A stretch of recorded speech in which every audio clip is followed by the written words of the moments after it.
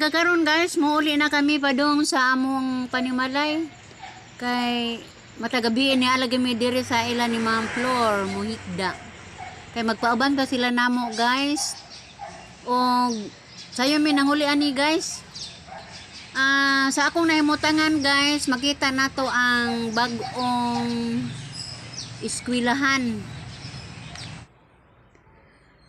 Nagpasalamat yung ko guys nga doon na kolehiyo din sa lungsod sa Valencia. Kay aron sa ingon ang mga estudyante in town di na mo adto dito sa Tagbilaran. Anhin na mo eskwela sa lungsod sa Valencia guys o katong mga duol nga mga lugar. Pwede na mo anhin mo eskwela aning dapita pohon. 2024 ablihan na kining maong eskwelahan. O diri ko nakaagi sa ilahang Attorney Cabatos guys. Ngadto na sa padulong sa highway. Ngadto sa akong gitrabahoan. Human sa Ma'am Amy, diretso na po ko sa balay nga ako ang bantayan guys, ang nanay isang in. Ang nanay isang in dool sa strong motor. O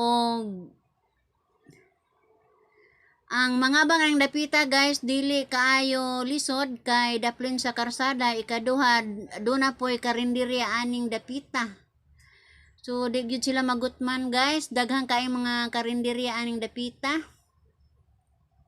O, dool po ni siya sa munisipyo.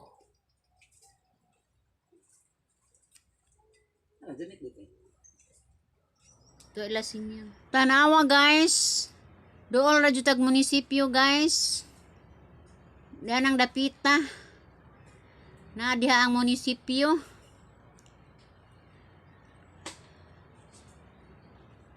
Kadlawon pa ni guys, murag maapadyoy pagitib sa adlaw. So di kaayo hayag ang panahon.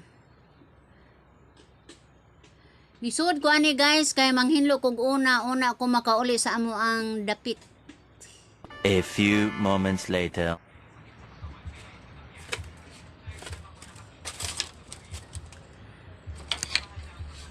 Sa akong pagpauli guys, wala na diha si Mr. Pero gitugon ko niya guys nga kung makalakaw na kuno siya, ako kunong pahinahinayan og bongbong og lipak ring atubang kay aron di kasudyod ag iro. Hinahinayan na mo guys og kanang butang og mga lipak aning amo ang labat-labat aron wala lagi mga iro mosud. Bisan to si Mr. nagtrabaho guys, ako gyapon ang iyahang gitahasan ni ini. Kay ganahan man po ko magdudok-dok. Kay si Mr. manginabuhi man. Kumano magtrabaho sa kananay isang magtrabaho po ko sa amo mismong panimalay. Nahuman-human yun guys, ang giingon ni Mr. na ho. Igo po nahuman ang amo ang lipak. Murag nalipay-lipay akong buot ani guys kay murag napikot-pikot na jud ang atubang.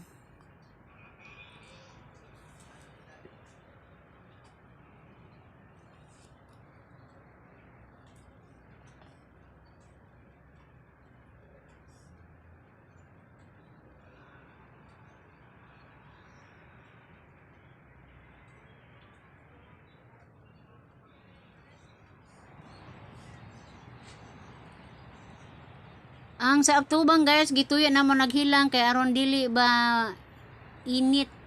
Nagyapoy hangin musod sa sod.